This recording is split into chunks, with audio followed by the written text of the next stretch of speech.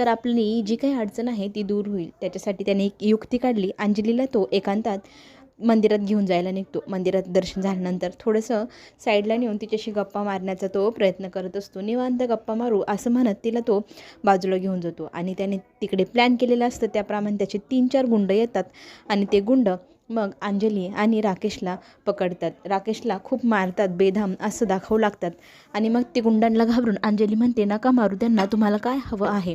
तर ते गुंड म्हणतात, तुझ्या अंगावरती जितके काही सोन्याचे दागिने आहे ते गुपचूप काढून आम्हाला स्वाधीन कर.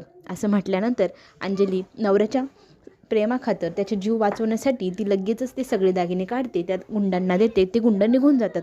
अंजलीला थोडा वेळ तो शांत करून पाणी आणायच्या निमित्ताने साईडला येतो आणि त्या गुंडांना त्यांचा वाटा देऊन ते सगळे दागिने स्वतःकडे ठेवून घेतो.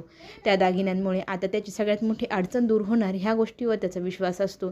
त्याने ते दागिने रुमालात बांधलेले असतात आणि अंजलीला मग तो गाडीत बसण्यासाठी चल म्हणतो. गाडीची चावी काढताना त्याच्या खिशातनं टपकन ते दागिने खाली पडतात. अंजली मागे वळून पाहते तर पटकन तो उचलून खिशातही घालतो. अंजलीला डाऊट येतो की याने खिशात काय घातलं. आता अंजली ह्या गोष्टीचा शोध लावणार का? चला तर मग आपण पुन्हा भेटू. चॅनलला सबस्क्राईब नक्की करा.